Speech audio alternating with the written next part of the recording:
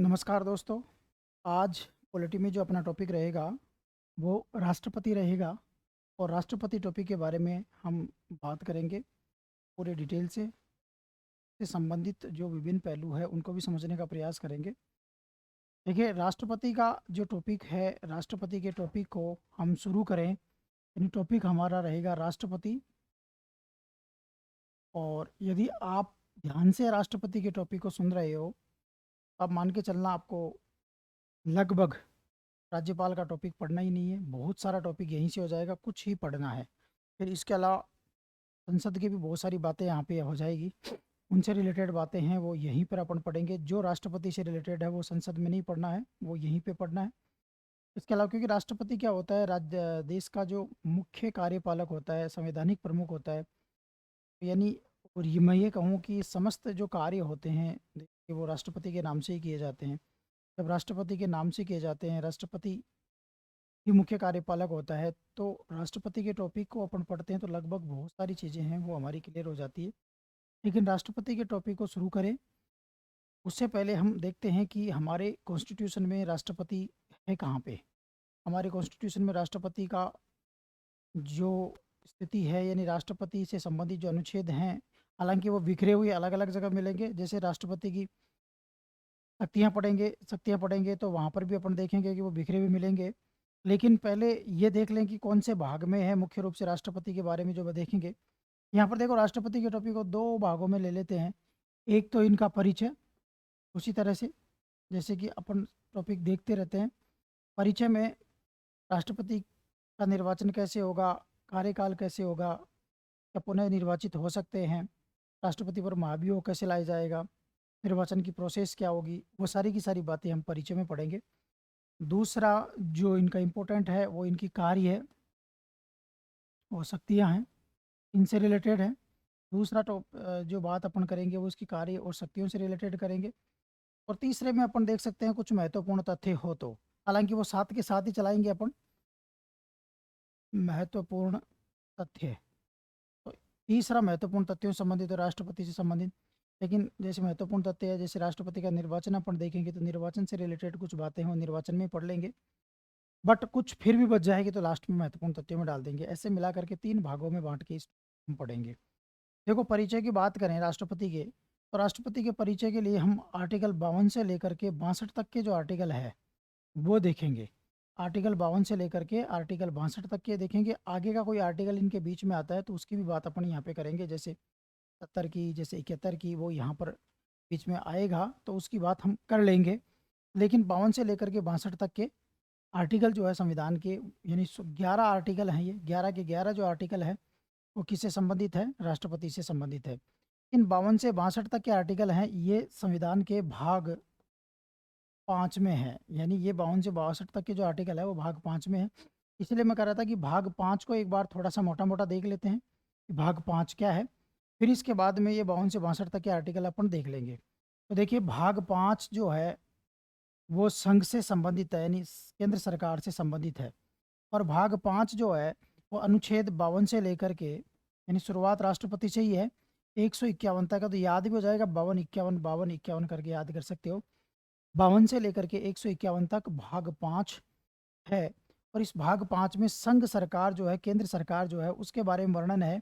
तो यहाँ पे केंद्र की जैसे कार्यपालिका, क्योंकि कोई भी सरकार होती है तो उसकी एक तो कार्यपालिका होती है, अंग होते हैं उसके 3। दूसरा उसकी विधायिका होती है, केंद्र सरकार की विधायिका जिसको हम संसद बोलते हैं। तीसरा जो है वो केंद्र सरकार की विधायिका के बाद में न्यायपालिका भी यहाँ पर मिलेगी आपको, न्यायपालिका। तो देखो, कार्यपालिका, विधायिका ने क्या किया, कानून बनाया। जो कानून विधायिका ने बनाया उनको इम्प्लीमेंट किसने किया, कार्यपालिका ने। और जो कानून विधायिका ने बनाया उसकी समीक्षा किसने की, न्यायपालिका ने। मोटा मोटा देखें तो इस प्रकार से सरकार के तीनों अंगों के बारे में वर्णन हमको भाग 5 मिलेगा। लेकिन एक और 5 मिलेगा, वो मिलेगा सीएजी, जो कि सरकार के वित्त का संरक्षक हो गया, जो कि सेंट्रल गवर्नमेंट का जो पैसा है वो सही खर्च हो रहा है या नहीं हो रहा है, ये देखने का काम करेगा। बाकी बातें सीएजी में अपन देखेंगे। तो ऐसे मिला करके भाग 5 जो है वो 52 से लेकर के 151 तक के अनुच्छेदों में है, जिसमें कार्यपालिका, विधायिका, न्यायपालिका और सीएजी 4 के बारे में हम देखते हैं। इसमें जो कार्यपालिका है हालांकि इसका अलग से वीडियो अपन देख सकते हैं जहाँ पे मैंने इनको और ज़्यादा अच्छे से और टेक्निकल तरीके से समझाने का प्रयास किया है। जैसे संसद 79 में है, 80 कम 1 में संसद है, और वहाँ से लेकर के 1 2 3 तक है, तो याद हो जाएगा वैसे ही। 79 से लेकर के 1 2 3 तक, और 124 से ऑटोमेटिक ही शुरू होगी। अब इसको याद करने की, इन 124 को डबल कर दो, 148 यहाँ पर आ जाएंगे, तो 20 48 कर दो तो ये 147 तक वैसे रह जाएंगे। और ये 148 से 151, क्योंकि 151 तक लास्ट है। और ये जब 79 में संसद है तो 78 तक कौन आ जाएगी, कार्यपालिका आ जाएगी। तो ऐसे करके याद कर सकते हैं, बहुत ज़्यादा डिफिकल्ट नहीं है, आसानी से आप याद कर सकते हो। ये याद करने का तरीका भी होता है, हम बहुत सिंपल तरीके से कर सकते हैं। एक संसद को रटिए, 80 कम 1 में संसद है, मतलब विधायिका 80 कम 1 से शुरू होती है। 1 2 3 तो वैसे याद रह जाएगा, 124 वैसे लिख ही दोगे, इसको डबल करके यहाँ लिखो। डबल का मतलब हो गया 24 को डबल कर दो, क्योंकि एक को डबल करोगे तो 200 से इस बाउंड्री को क्रॉस हो जाएगा। और ऐसे करके आप इसको बना सकते हो। अब मैं बात करना चाह रहा था कि ये जो 52 से लेकर के 78 तक के जो अनुच्छेद है ना, इनमें राष्ट्रपति भी है, उपराष्ट्रपति भी है, प्रधानमंत्री और उसकी मंत्रिपरिषद भी है, महान्यायवादी भी है। तो ये 4-5 जो लोग हैं ना, इनकी गणना किस में होती है, कार्यपालिका में होती है। इसलिए कई बार यदि क्वेश्चन आए कि महान्यायवादी, आप सोचोगे यार न्यायपालिका में गिनना है, नहीं, उसकी गणना संविधान में कहाँ पर की गई है, कार्यपालिका में की गई है। कार्यपालिका में जैसे 52 से लेकर के जो 62 तक के, इसमें 52 से 78 तक कौन है, कार्यपालिका, संघ की कार्यपालिका, सेंट्रल गवर्नमेंट की कार्यपालिका। तो 52 से लेकर के 78 तक जो सेंट्रल गवर्नमेंट की कार्यपालिका है, उसमें शुरू के 11 अनुच्छेद है, ऐसे याद कर सकते हो। शुरू के 11 अनुच्छेद राष्ट्रपति के हैं, 52 से 62। 63 से लेकर के 69 तक कौन है, उपराष्ट्रपति। फिर 70 71 72 वापस राष्ट्रपति आ जाते हैं। 73 में कार्यपालिका के बारे में बात की जाती है। 74 में मंत्रिपरिषद, 74 से लेकर के 78 तक लास्ट तक मंत्रिपरिषद, और इनके बीच में 76 एक आर्टिकल आता है, उसमें महान्यायवादी आ जाता है, जिसके बारे में मैंने वैसे अलग से वीडियो जो है वहाँ पे और अच्छे से इससे बात की। यहाँ पे चूंकि राष्ट्रपति का टॉपिक चल रहा है, लेकिन मेरा बताने का ध्येय ये था कि आपको थोड़ा सा ये आइडिया होना चाहिए कि राष्ट्रपति भाग 5 में है, और भाग 5 के कार्यपालिका वाले पोर्शन में है। और कार्यपालिका वाले पोर्शन में भी स्टार्टिंग के 11 अनुच्छेद राष्ट्रपति के, स्टार्टिंग के 11 अनुच्छेद आप याद करके राष्ट्रपति को याद कर सकते हो, आसानी से आपको याद हो जाएगा। इसके बाद में मैं आगे चलूँ तो देखिए यहाँ पे अब मैं राष्ट्रपति का टॉपिक शुरू कर रहा हूँ, उनका परिचय। परिचय में मैंने आपको बताया कि कितने अनुच्छेद हैं, 52 से लेकर के 62 तक के 11 अनुच्छेद राष्ट्रपति से संबंधित है। 52 से लेकर के 62 तक के कौन से अनुच्छेद हैं, टोटल जो 11 अनुच्छेद हैं, उन 11 अनुच्छेदों का संबंध किससे है, राष्ट्रपति से संबंधित है, ठीक है ना। 52 53 54 55 56 57 58 59 60 61 62, टोटल कितने हो गए, 11 अनुच्छेद। अब इनको याद करने का तरीका बहुत सिंपल है। मैं इसे याद करने के तरीके पे जाऊं, इससे पहले एक बात और ध्यान रखिए। देखिए 52 से लेकर के 151 तक कौन है, राष्ट्रपति है। 52 से लेकर के 52 से लेकर के 151 तक संघ की कार्यपालिका है। 152 से राज्य की कार्यपालिका आ जाती है, और 153 से राज्यपाल आ जाता है। तो मैं एक कंपैरिजन आपको यहाँ पे करा देता हूँ। देखिए आपको याद कैसे करना है, इसको राष्ट्रपति वाले टॉपिक को याद कैसे करना है, तो याद करने का तरीका बताऊं। वहाँ पर उससे पहले मैं राज्यपाल के आर्टिकल आपको याद करा देता हूँ, क्योंकि राज्यपाल के आर्टिकलों को याद करके आप राष्ट्रपति के आर्टिकलों को याद कर सकते हो। या फिर मैं ऐसे कर लेता हूँ कि राष्ट्रपति के आर्टिकल आपको याद करा देता हूँ, आप उनसे राज्यपाल के आर्टिकल भी याद कर सकते हो। दोनों में किधर भी एक तरह से याद कर लो। इसके लिए मैं एक वैकेंसी का सहारा लेता हूँ। इसका एक वैकेंसी का, आप एक वैकेंसी को माइंड में रखिए। अभी मत समझिए कि मैं 52 से 62 तक के आर्टिकल याद कराऊँ, ये याद ही मत रखिए। आप तो एक वैकेंसी माइंड में रखिए। कोई भी वैकेंसी आती है, जैसे मान लो आरएएस की मान लो, ठीक है, टीचर ग्रेड की मान लो, आप कोई सी वैकेंसी मान लो, तो कोई वैकेंसी आती है तो सबसे ऊपर लिखा हुआ होता है उसका वैकेंसी में पद कौन सा है वो। जैसे अध्यापक ग्रेड प्रथम तो पकड़ लो, ठीक है, असिस्टेंट प्रोफेसर पकड़ लो, आरएएस पकड़ लो, कोई भी वैकेंसी पकड़ लो, तो वैकेंसी का सबसे ऊपर पद का नाम आता है, किस पद के लिए वैकेंसी है। और वो जो पद होता है ना, उसके साथ हमेशा क्या होते हैं, कार्य होते हैं। बिना कार्यों के कोई पद हो ही नहीं सकता। पद और कार्य दोनों साथ चलते हैं। जैसे आपको यदि व्याख्याता प्रथम, जो फर्स्ट ग्रेड व्याख्याता आपको बनाया जा रहा है, और उसके तो व्याख्याता किसका बनोगे आप, मान लो इंग्लिश के बनोगे तो आप इंग्लिश पढ़ाओगे, हिस्ट्री के बनोगे तो आप हिस्ट्री पढ़ाओगे, पॉलिटी के बनोगे तो आप पॉलिटी पढ़ाओगे। तो पद पद के साथ हमेशा क्या होते हैं, कार्य। इसी कार्य को करने के लिए सरकार आपकी क्या करती है, नियुक्ति। सरकार आपकी क्या करती है, नियुक्ति करती है। देखिए उधर मत सोचिए, पहले आप यहाँ पे ध्यान दीजिए कि पद होगा, पद के साथ क्या होगा, कार्य। इसी कार्य को करने के लिए सरकार क्या करेगी, आपकी नियुक्ति करेगी। जिस दिन सरकार आपकी नियुक्ति करेगी, नियुक्ति का मतलब हो गया आपने परीक्षा दी, परीक्षा देने के बाद में आप पास हो गए, तो आपको सरकार ने नियुक्ति दे दी, नियुक्ति पत्र दे दिए, समझ लो। जिस दिन वो नियुक्ति पत्र मिला, आप जाओगे स्कूल में, मैं चलो व्याख्याता का उदाहरण ही ले लेता हूँ। तो आप जाओगे स्कूल में, तो जिस दिन स्कूल में जाओगे उस दिन आपका क्या शुरू हो जाएगा, कार्यकाल। याद, आपके जीवन में आपकी ज्वाइनिंग से लेकर के, आपकी तैयारी से लेकर के लास्ट तक की घटनाओं को मैं जोड़ देता हूँ, आपका राष्ट्रपति तैयार हो जाएगा। पद होगा, पद के साथ क्या होगा, कार्य होगा। इसी कार्य को करने के लिए क्या की जाएगी, आपकी नियुक्ति की जाएगी। जिस दिन आपकी नियुक्ति की जाएगी उस दिन आपका क्या शुरू हो जाएगा, कार्यकाल शुरू हो जाएगा। जिस दिन आपका कार्यकाल शुरू होगा, आप स्कूल गए ना, मैं स्कूल का उदाहरण ले लेता हूँ, ज़्यादा अच्छा समझ में आएगा। पद निकला व्याख्याता, कार्य उसके साथ थे इंग्लिश पढ़ानी है आपको। इसको करने के लिए आपने परीक्षा दी, तो आपकी नियुक्ति सरकार ने की, अपॉइंटमेंट पत्र आपको दे दिया, नियुक्ति पत्र दिया, तो आप स्कूल गए, तो आपका कार्यकाल शुरू हो गया।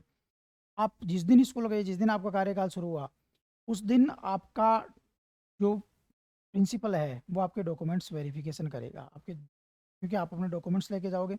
और आपके डॉक्यूमेंट्स सामान्यतः कितने प्रकार के होते हैं, 3 प्रकार के होते हैं।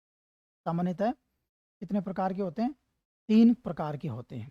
तो पहला जो डॉक्यूमेंट्स होता है, ध्यान रखिएगा, पहला जो डॉक्यूमेंट्स होता है वो आपकी योग्यताओं का होता है। आपके डॉक्यूमेंट्स जांच किए जाएंगे वहाँ पे, तो आपके डॉक्यूमेंट्स 3 प्रकार के होते हैं। पहला जो डॉक्यूमेंट्स होता है वो आपकी योग्यताओं का होता है, जिसमें ये होता है कि आप 10वीं पास की या नहीं। प्रिंसिपल कहेगा कि ला भाई आपका डॉक्यूमेंट्स दिखा, फिर वो देखेगा 10वीं की मार्कशीट ओरिजिनल दिखा, फोटोकॉपी दिखा, साइन की एक नहीं की, अटेस्टेड है कि नहीं है, जो भी है। फिर 12वीं की दिखा, फिर फर्स्ट ईयर की दिखा, फिर कॉलेज की दिखा, जो भी है आपके सारे डॉक्यूमेंट्स देखेगा।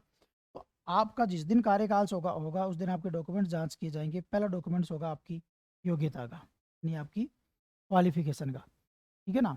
फिर दूसरा डॉक्यूमेंट्स आपको कहेगा कि चलो योग्यता दिखा दी। अब कुछ कंडीशन भी सरकार लगा के रखती है कि भले ही आप योग्य हो लेकिन आपके पास मेडिकल सर्टिफिकेट होना चाहिए, पुलिस वेरिफिकेशन। तो फिर प्रिंसिपल कहेगा कि अब वो दिखा, तो मेडिकल और पुलिस वेरिफिकेशन वो क्या आपकी कंडीशन है, शर्त है आपकी नौकरी के लिए। फिर आपसे शर्तें देख लेगा, शर्त में आपने दोनों चीज़ें दिखा दी। फिर उसके बाद में लास्ट में वो संतुष्ट हो जाएगा, भाई इसने सब कुछ दिखा दिया, तो फिर कहेगा कि ला वो शपथ पत्र भी दे दे, कि आप एक शपथ पत्र बना के लेके जाओगे जिसमें लिखोगे कि मैं इस पद के लिए ऐसे हुआ है और मेरा चयन हुआ है और मैं यहाँ पे काम करूँगा। यदि मैं किसी प्रकार का कोई ऐसा अनुचित व्यवहार करता हूँ तो मेरा जो सक्षम अधिकारी है मेरे विरुद्ध कुछ कार्रवाई कर सकता है, मैं उससे सहमत हूँगा। मतलब इस तरह से आप अपनी बात वहाँ पे लिख दोगे। तो तीसरा होगा शर्त। तो आपके 3 प्रकार के डॉक्यूमेंट्स होंगे, इसी क्रम में देखते हैं। पहले आपकी योग्यता, फिर योग्यता के बाद में आपसे शर्तें देखेंगे, शर्तें यानी कंडीशन। फिर कंडीशन के बाद में आपकी शपथ, सॉरी कि मैं,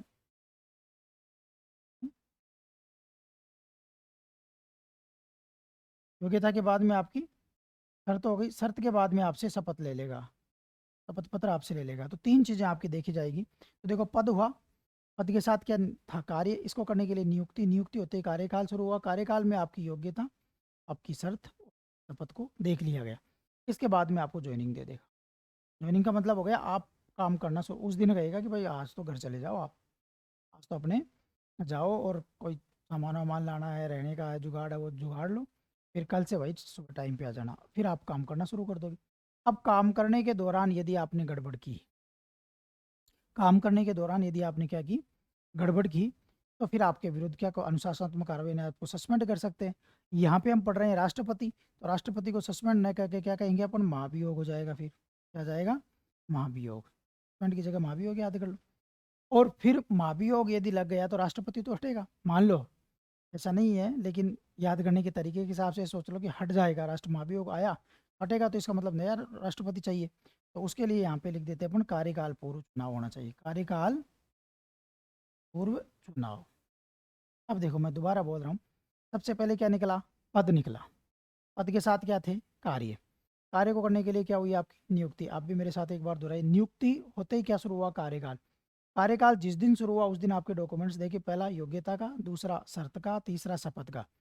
उनको देखने के बाद में काम किया, काम में गड़बड़ हुई तो महाभियोग, महाभियोग लगा तो कार्यकाल पूर्व चुनाव, ऐसे करके याद कर सकते हो। अब देखो मैं थोड़ा सा यहाँ पे बता रहा हूँ कि राष्ट्रपति में नियुक्ति नहीं होती केवल, ये ध्यान रखना। इसकी जगह अपन को एक वर्ड याद करना, निर्वाचन होता है। और निर्वाचन से संबंधित अनुच्छेद कितने हैं, 2 हैं। तो यहाँ पे मैं 2 भाग बना लेता हूँ इसके केवल। ये ठीक है ये भी ठीक है। यहाँ पे नियुक्ति की जगह क्या पढ़ लो, निर्वाचन, ठीक है ना। और निर्वाचन में दो अनुच्छेद पढ़ेंगे, एक तो निर्वाचन कौन कराएगा, एक तो निर्वाचन कौन कराएगा। भाई आप चुनाव की बात, नियुक्ति की बात तो हो गई, तो नियुक्ति तो पत्र हो गया, बस हो गया जारी। लेकिन निर्वाचन की बात आते ही हम सोचते हैं कि निर्वाचन कराएगा कौन, निर्वाचन में कौन शामिल होंगे, तो वो हो गए निर्वाचक मंडल शामिल होगा, जो चुनाव करवा में शामिल हुआ, निर्वाचक मंडल के बारे में। और निर्वाचन कैसे कराएगा, तो निर्वाचन की रीति के बारे में, यानी उसकी प्रक्रिया के बारे में बात करेंगे अपन। तो यहाँ पे दो आर्टिकल हो गए, नियुक्ति में दो आर्टिकल याद करना। यहाँ पे ऐसे याद करना, पद होगा, पद के साथ कार्य होगा, कार्य को करने के लिए नियुक्ति होगी, तो नियुक्ति को तो माइंड में रखो, निर्वाचन होता है ना, और दो आर्टिकल उसमें डाल लो, एक तो निर्वाचक मंडल, एक निर्वाचन की प्रक्रिया रीति।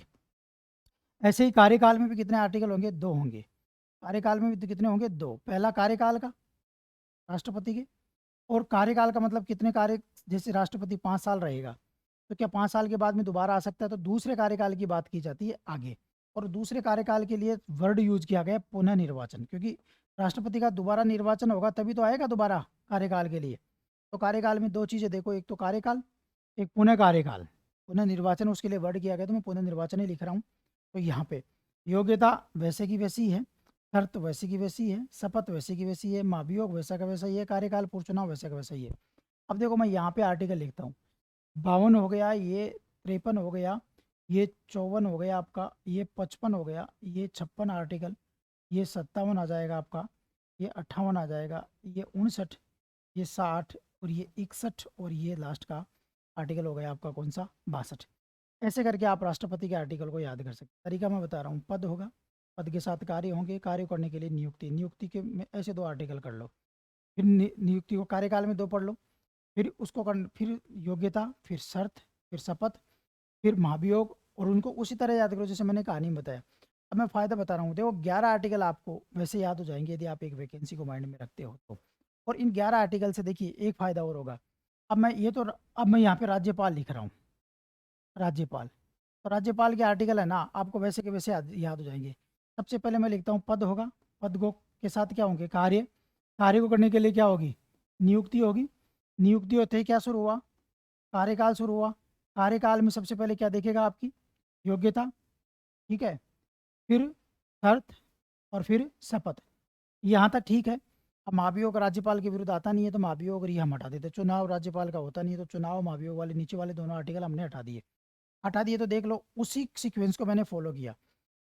यहाँ पे राज्यपाल 153 से शुरू होता है, यानी ये राज्य राष्ट्रपति से एक आगे शुरू करना है, इसको राष्ट्रपति से कहाँ एक आगे शुरू करना। तो 153 से, तो ये 154 हो गया, 155, 156, 157, 158 और 159। तो बताइए राज्यपाल के आर्टिकल भी तो याद हो गए ना हमको। राज्यपाल के आर्टिकल का याद करने की जरूरत कहाँ पड़ी, या तो आप राज्यपाल के आर्टिकलों वाला ये सीक्वेंस याद कर लो। कैसे, कि पद होगा, पद के साथ कार्य, कार्य करने के लिए नियुक्ति, फिर कार्यकाल, योग्यता, शर्त, शपथ, जैसे मैंने कहानी बताई उसके रूप में। नियुक्ति में दो पढ़ लो, कार्यकाल में दो पढ़ लो, तो राष्ट्रपति में आ जाओगे आप, और नीचे दो जोड़ दोगे आप। या राष्ट्रपति वाले पढ़ लोगे ना, तो राष्ट्रपति वाली भी ऐसे कैसे पढ़ लो, यहाँ तक पढ़ लो तो वो राज्यपाल भी है। तो दोनों के दोनों आर्टिकल हैं, जैसे 11 ये हैं, 12, 13, 14, 15, 16, 17 और 18, आपके टोटल मिला के 18 आर्टिकल ऐसे हैं जिनको पढ़ने के लिए आपको रटने की आवश्यकता नहीं है। आर्टिकल तो देखो और भी नहीं रटने हैं अपन को, कुछ ही आर्टिकल होंगे जिनको रट्टा मारना पड़ेगा। बाकी आप थोड़ा सा लॉजिक लगाओगे, थोड़ा सा ध्यान लगाओगे तो आपको याद हो जाएंगे। कैसे कैसे इन आर्टिकलों को आप याद कर सकते हो। यदि ये आर्टिकल आपको मतलब मैंने अभी तक आपको कुछ भी समझाया नहीं है, ये ध्यान रखिए, मैंने कुछ भी समझाया नहीं है। समझाऊंगा, अब टॉपिक शुरू करूंगा तब मैं उसको समझाना शुरू करूंगा। लेकिन तब तक एक बार मैंने आर्टिकल याद करने का एक तरीका बताया, तो वो आपको समझ में आ गया होगा। अब मैं टॉपिक को शुरू करता हूँ जहाँ से समझाना। देखो याद करना है तब तो मैं सीक्वेंस में याद करा दूंगा, लेकिन जब समझाना है ना तब सीक्वेंस में नहीं आएंगे आर्टिकल। तब जितने काम के आर्टिकल है वो एक जगह आ जाएंगे, जैसे मैं अभी एग्जाम्पल से बताऊंगा आगे वाले topic में, जैसे ही शुरू करूंगा। यहाँ पे पद वाला जो है, कार्य वाला है, इनको अपन राष्ट्रपति की शक्तियों में पढ़ेंगे। जो 52 में तो केवल इतना ही लिखा हुआ है कि भारत का एक राष्ट्रपति होगा, भारत का क्या होगा, एक राष्ट्रपति होगा। तो भारत का राष्ट्रपति होगा, तो ये तो 52 में हो गई, क्योंकि पद है तो नाम उसका क्या है, राष्ट्रपति हो, भारत का राष्ट्रपति होगा। 53 में कार्य का मतलब कार्यपालक शक्तियों से संबंधित है।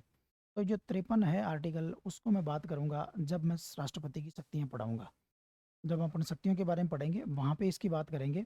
तो हम सबसे पहले राष्ट्रपति के निर्वाचन से संबंधित बात कर लेंगे। नियुक्ति तो होती नहीं है राष्ट्रपति की, क्या होता है, निर्वाचन होता है। तो निर्वाचन से संबंधित हम बात कर लेते हैं। तो हम अब इसको समझना शुरू करते हैं। तो सबसे पहले अपन बात करते हैं निर्वाचन, राष्ट्रपति का निर्वाचन। अब देखो, निर्वाचन से संबंधित यदि बात करें तो यहाँ पे 4 आर्टिकलों को अपन पूरा डिटेल से पढ़ेंगे, और इन चारों को आप पढ़ लोगे ना तो आपको पूरा समझ में आ जाएगा। जैसे आप हमने एक आर्टिकल लिया 54, ठीक है, दूसरा अपन ने 55। अब आप यहाँ देखो, आपने 55 में क्या था, एक लिया 62, ये 3 तो हमने पीछे से ले लिए। 54 में निर्वाचक मंडल हो गया। 54 में क्या हो गया, निर्वाचक मंडल, ठीक है। इसमें निर्वाचन की रीति, 55 में निर्वाचन की रीति या प्रक्रिया, ठीक है, 55 में। और 62 में कार्यकाल पूर्व चुनाव की बात करेंगे, कार्यकाल पूर्व चुनाव की बात करेंगे। और 71 जो है ना, वो निर्वाचन को चुनौती की बात करेंगे। निर्वाचन को चुनौती कैसे दी जा सकती है और कहाँ दी जा सकती है। 4 भागों में बांट करके यदि निर्वाचन को, राष्ट्रपति को देखें तो राष्ट्रपति का निर्वाचन हमें बहुत अच्छे से समझ में आ सकता है। और आर्टिकल के हिसाब से पढ़ोगे तो ज़्यादा अच्छे समझ में आएगा, आर्टिकल और याद होंगे, क्योंकि आर्टिकल को आप सेंटर में रख रहे हो। जैसे मैं यहाँ पे आर्टिकल निर्वाचक मंडल पढ़ाऊंगा तो 54 को बार बार फोकस करके पढ़ाऊंगा, तो 54 तो आपको वैसे भी याद हो जाएगा। ऐसे ही 55 को बात करेंगे, ऐसे ही 71 की बात करेंगे, या जो भी है ना। देखिए, निर्वाचन के बारे में आप ये देख सकते हैं, निर्वाचन कौन करवाता है, कैसे करवाता है, निर्वाचन को चुनौती दी जा सकती है नहीं, कौन भाग लेंगे, कौन भाग नहीं लेंगे, चुनौती दी जा सकती है नहीं दी जा सकती है, कहाँ दी जा सकती है, कब दी जा सकती है, ये सारी चीज़ें आप देखोगे तो राष्ट्रपति के निर्वाचन पे आप पूरा का पूरा पीएचडी कर लोगे। पीएचडी तो नहीं कहूँगा क्योंकि तो पूरी बात हो गई, लेकिन राष्ट्रपति के निर्वाचन से संबंधित कोई भी क्वेश्चन कैसे भी आपके एग्जाम में आता है किसी भी तरह से, कि चाहे फैक्ट का आए, चाहे कॉन्सेप्ट का आए, चाहे कैसे भी घुमाए, आप घूमोगे नहीं, आप सही उत्तर दे पाओगे यदि ये चारों आर्टिकल आपके एक साथ माइंड में रहेंगे। निर्वाचक मंडल से अपन शुरू करते हैं कि राष्ट्रपति का चुनाव। देखो, राष्ट्रपति के चुनाव के बारे में 2 बातें देखो, एक तो अप्रत्यक्ष होता है राष्ट्रपति का चुनाव, ठीक है ना, एक गुप्त मतदान होता है इसमें। दोबारा फिर से बात कर लेंगे इनकी, लेकिन मोटी मोटी बात करके चलते हैं। गुप्त मतदान होता है राष्ट्रपति के चुनाव में, ईवीएम का प्रयोग नहीं होता है, चुनाव चिन्ह नहीं होता है किसी पार्टी का। ये सारी बातें अपन लास्ट में फिर से फैक्ट बात कर लेंगे। यहाँ पे 2 बातें करते हैं। राष्ट्रपति का चुनाव प्रत्यक्ष नहीं होता, 2 तरह के चुनाव होते हैं, प्रत्यक्ष और अप्रत्यक्ष में अंतर क्या होता है। देखो, प्रत्यक्ष वो होता है जिसमें जनता सीधे भाग लेती है। जैसे सरपंच का चुनाव है, सरपंच के चुनाव में कौन भाग ले रही है, जनता भाग ले रही है, जनता डायरेक्ट सरपंच को चुन रही है, तो वो कौन सा हो गया, प्रत्यक्ष हो गया। दूसरा प्रकार का चुनाव वो होता है जिसमें जनता सीधे भाग नहीं लेती है, जैसे वार्ड पंच का चुनाव है। तो वार्ड पंच के चुनाव में पंचों को तो चुना, सॉरी, वार्ड पंच नहीं, उप सरपंच का चुनाव है। उप सरपंच के चुनाव में जनता भाग नहीं लेती, जनता ने वार्ड पंचों को चुना है, और वार्ड पंचों ने अपने में से किसी एक को उप सरपंच चुना है। ऐसा चुनाव जिसमें जनता अप्रत्यक्ष रूप से भाग लेती हो, यानी जनता किसी को चुनती हो और वो फिर चुनता हो किसी को, तो वो तो हो गया अप्रत्यक्ष। और जिसमें जनता ही डायरेक्ट चुनती हो वो हो गया प्रत्यक्ष। जैसे विधायक का चुनाव है तो प्रत्यक्ष हो गया। जैसे जिला परिषद के मेंबर होते हैं, उनका प्रत्यक्ष जनता चुनती है, लेकिन जिला प्रमुख का प्रत्यक्ष हो गया। ऐसे ही राष्ट्रपति के चुनाव में जनता अप्रत्यक्ष रूप से भाग लेती है, इसलिए इसको अप्रत्यक्ष कहा जाएगा। यदि जनता प्रत्यक्ष रूप से भाग लेती है तो प्रत्यक्ष कहते हैं। अप्रत्यक्ष रूप से भाग लेते हैं क्यों, क्योंकि राष्ट्रपति के चुनाव में जो लोग भाग लेते हैं ना, उनको किसने चुना है, जनता ने चुना है, इसलिए जनता का पार्टिसिपेशन कैसा हो गया, इनडायरेक्ट हो गया यहाँ पे। अब निर्वाचक मंडल, पहली बात तो यह प्रत्येक समझ में आ गया। दूसरा, गुप्त मतदान, सीक्रेट। सीक्रेट का मतलब देख, ओपन बैलेट होता है, उसमें तो क्या होता है, जो बैलेट होता है ना, मतदान होता है। जैसे मान लो मैंने किसी को वोट दिया, तो मैंने वो मतपत्र उठाया और जो पार्टी जो अंदर मेंबर बैठा हुआ उसको दिखाया कि देख ले भाई मैंने दिया। जैसे राज्यसभा में सामान्यतः ये होता है कि देख ले भाई मैंने दिया। और दूसरा होता है गुप्त। गुप्त में जैसे आप कभी वोट डालने जाते हो सरपंच का, या वोट आप डालने जाते हो का मान लो, विधायक का मान लो, सांसद का मान लो, जब चुनाव होते हैं तो उस दौरान आपके मत कैसा होता है, सीक्रेट होता है। जो अंदर बैठे हुए थे उनको दिखाते थोड़ी हो कि भाई देख ले मैंने फला को वोट दिया है, नहीं दिखाते हो ना। वहाँ पर आपका जो मतदान होता है वो गुप्त तरीके से होता है, आप बिल्कुल करते हो। उसको सीक्रेट बैलेट बोलते हैं। सीक्रेट बैलेट जो है ना, वो राष्ट्रपति का भी होता है, ओपन मत कर देना कभी भी, ठीक है। अब आते हैं निर्वाचक मंडल के बारे में। निर्वाचक मंडल के बारे में देखें तो पहले इस शब्द को ही तोड़ते हैं, निर्वाचक यानी चुनने वाले, निर्वाचक यानी चुनने वाले। अब यहाँ पे राष्ट्रपति पढ़ रहे हैं तो किसको चुनने वाले, राष्ट्रपति को चुनने वाले लोगों का मंडल यानी समूह है ये निर्वाचक मंडल, यानी इलेक्टोरल कॉलेज इसको इंग्लिश में बोला जाता है। इंग्लिश जो टेक्निकल वर्ड हैं वो थोड़ा सा आप याद करोगे तो ज़्यादा फायदा रहेगा। इलेक्टोरल कॉलेज इसको बोला जाता है।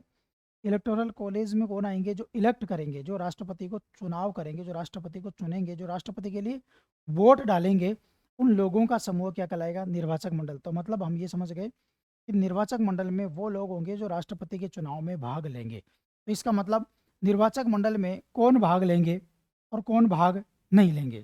तो यहाँ पे इसको दो भागों में बांट लेते हैं। भाग लेंगे जो राष्ट्रपति के चुनाव में, और भाग नहीं लेंगे, इसको ऐसे बांट लेते हैं ना, तो थोड़ा ज़्यादा अच्छा समझ में आ जाएगा। भाग कौन लेंगे, तो भाग कौन लेंगे तो इससे ही वो उधर वाला निकल जाएगा, यानी भाग नहीं लेंगे ना, उसको अलग से पढ़ने की आवश्यकता नहीं, वो इसी से निकल जाएगा। भाग कौन लेंगे, देखो इसमें मैं लिख रहा हूँ निर्वाचित, निर्वाचित सांसद और निर्वाचित विधायक में ये भाग लेंगे। निर्वाचित सांसद और निर्वाचित विधायक भाग लेंगे।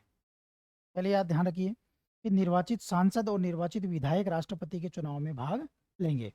तो सबसे पहले इन दोनों के आगे एक वर्ड लिखा हुआ है, निर्वाचित सांसद होना चाहिए, निर्वाचित विधायक होना चाहिए। मतलब ऐसा सांसद जिसका चुनाव हुआ हो, ऐसा विधायक जिसका चुनाव हुआ हो, वही राष्ट्रपति के चुनाव में भाग लेगा।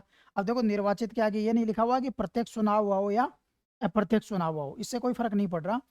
ऐसे भी करके चुनाव हुआ हो ना, चाहे प्रत्यक्ष रीति से हुआ हो चाहे अप्रत्यक्ष रीति से हुआ हो, जो सांसद चुनाव के द्वारा सांसद बना हो, जो सांसद जो विधायक चुनाव के द्वारा बना हो, चाहे वो प्रत्यक्ष चुनाव से बना हो चाहे अप्रत्यक्ष चुनाव से बना हो, वो राष्ट्रपति के चुनाव में भाग लेगा। तो इसका मतलब क्या आप ये नहीं कह रहे हो कि जो निर्वाचित नहीं है वो भाग नहीं लेंगे, क्योंकि यहाँ पे लिखा हो निर्वाचित ही भाग लेंगे, तो मतलब जो निर्वाचित नहीं है वो भाग नहीं लेंगे।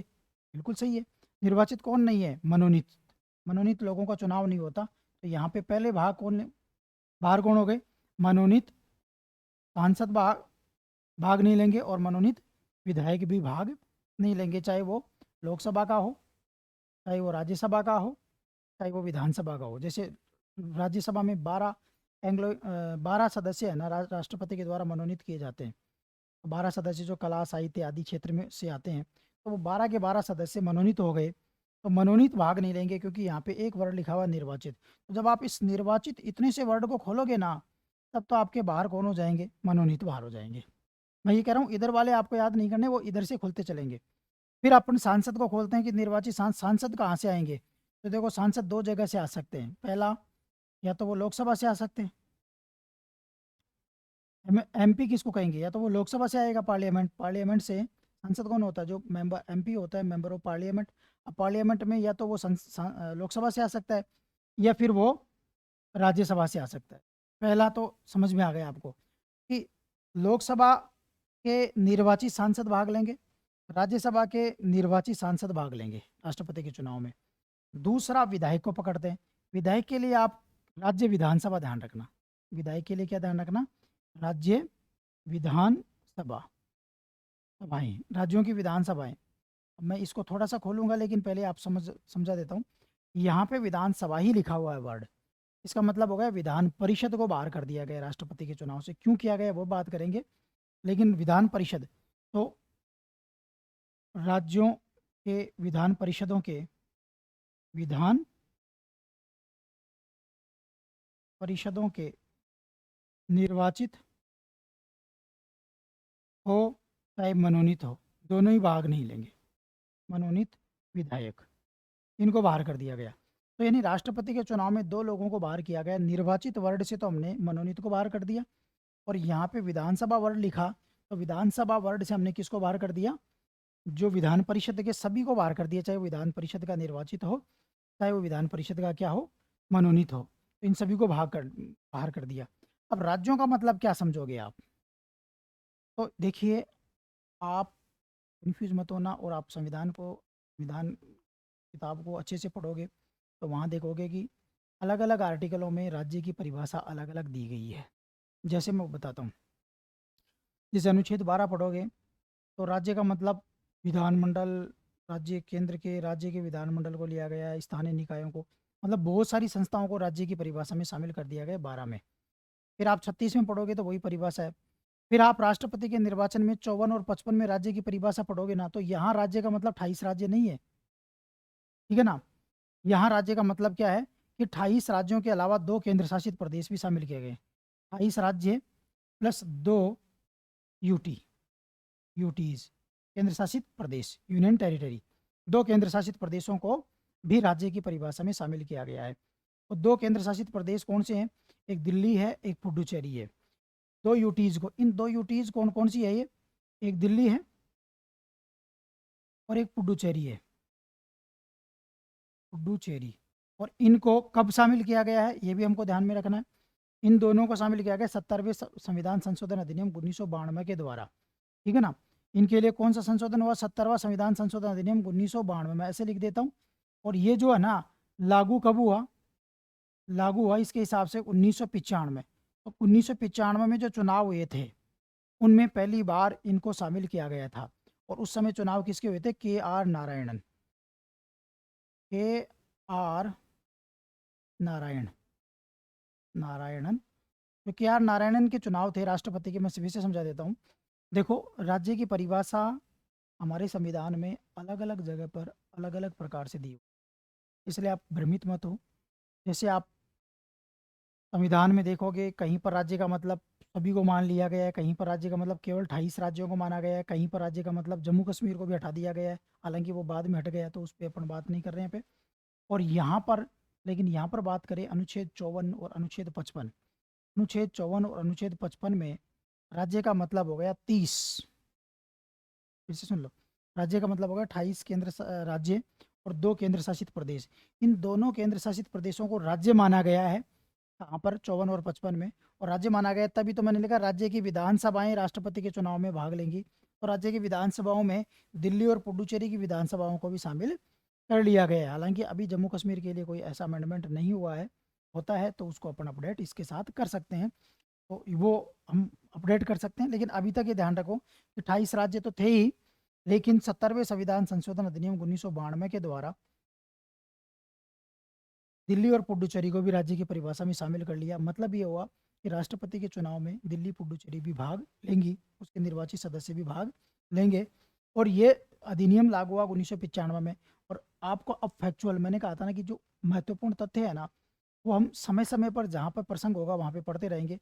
तो पहले ऐसे राष्ट्रपति कौन थे? KR नारायण, जो कि पहले राष्ट्रपति थे जिनके चुनाव में दिल्ली और पुडुचेरी विधानसभा ने भाग लिया। तो ये हमने यहाँ तक बात कर ली। तो आपको ये तो समझ में आ गया होगा कौन सदस्य भाग नहीं लेते हैं, ठीक है ना। तो कौन सदस्य भाग नहीं लेते हैं? मनोनीत सांसद और विधान परिषद।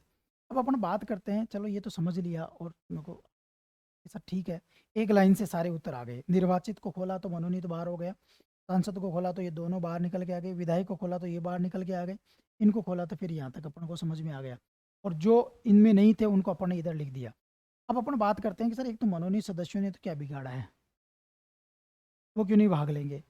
थोड़ा सा सोच के बताओ, आप सोचो क्यों नहीं भाग लेते। देखो, मनोनीत सदस्य इसलिए भाग नहीं लेते कि मनोनीत कौन करता है? राष्ट्रपति करता है। और मान लो वही राष्ट्रपति चुनाव में खड़ा हो जाता है तो वो तो उसी को वोट देंगे ना, जिसकी खाओ बाजरी उसी की बजाओ हाजिरी, तो उसी को वोट देंगे।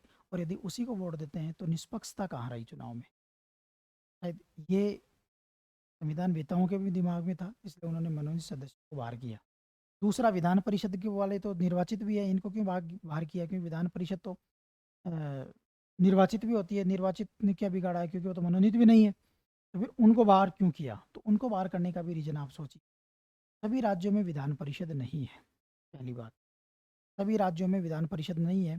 यदि विधान परिषद के जो सदस्य हैं उनको भी राष्ट्रपति के चुनाव में भाग लिया जाता है, तो जिन राज्यों में विधान परिषद है उनको डबल फायदा हो गया ना। जैसे यूपी है, तो यूपी में तो डबल फायदा हो गया, विधानसभा के सदस्यों के वोट भी डल रहे हैं, विधान परिषद के वोट डल रहे हैं, तो यूपी को क्या हो गया? डबल फायदा हो गया। और जिन राज्यों में विधान परिषद नहीं है बेचारे, उनको नुकसान हो गया, भेदभाव हुआ ना। अब आप सोचोगे सर फिर तो वो राज्य बना ले विधान परिषद। तो देखिए विधान परिषद जब संविधान में ही ऑप्शनल कर दी गई है, चाहो तो बनाओ चाहो तो नहीं बनाओ, तो इसका मतलब इसको इसके जब आप नेगेटिव देखोगे तो देखोगे कि इसके द्वारा जनता पे अतिरिक्त भार ही आता है, ये कभी बिखरती है टूटती है बिखरती है, कोई इसका महत्व नहीं होता। और आप विधेयक में भी देखोगे ना, इसके पास बहुत ज़्यादा पावर नहीं होती, किसी विधेयक को मैक्सिमम 4 महीने तक रोकने की पावर नहीं होती, पावर ही होती है। इसके बाद में इनकी पावर सब कुछ खत्म है। जबकि राज्यसभा को देखो तो राज्यसभा कई मामलों में पावरफुल है और विधान परिषद के पास ऐसी स्थिति नहीं है। तो विधान परिषद के बनने से जो अतिरिक्त भार राजस्व पे पड़ता उस वो नुकसान होता, विधान परिषद बनने की होड़ बन मच जाती। इन सभी को ध्यान में रखते हुए हमारे संविधान वेताओं ने विधान परिषदों राष्ट्रपति के निर्वाचन से बाहर कर दिया। तो दोनों लॉजिक ये भी अपन को समझ में आ गई। और वैसे ये एक लाइन याद करोगे ना, देखो मैंने इतना सारा जो पढ़ा है ना उसकी एक लाइन ही खत्म है इसमें, तो देखोगे निर्वाचित ही भाग लेंगे, तो जो निर्वाचित नहीं है उनको बाहर लिख दो। सांसद भाग लेंगे, कौन कौन होते हैं सांसद, कहाँ कहाँ से आते हैं। विधायक तो कौन से होंगे, और फिर दिल्ली पुडुचेरी को अलग से याद कर लो। इस तरह से आप देखोगे राष्ट्रपति के निर्वाचन से संबंधित जो निर्वाचक मंडल है, इलेक्टोरल कॉलेज जिसको बोला जाता है, इलेक्टोरल कॉलेज से संबंधित जितनी भी सूचनाएं हैं हमने समझने का प्रयास किया। अब हम आगे बढ़ते हैं, ठीक है ना। तो राष्ट्रपति के निर्वाचन के लिए एक फैक्ट और ध्यान रख लो कि राष्ट्रपति और उपराष्ट्रपति का निर्वाचन संबंधित एक्ट है 1952 का। कई बार ये भी पूछ लेते हैं राष्ट्रपति उपराष्ट्रपति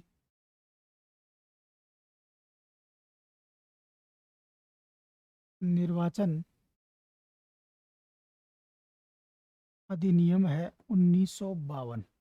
तो ये यहाँ पर ही कहीं लिख लिया करो जिससे कि आपको ये अच्छे से याद हो जाए।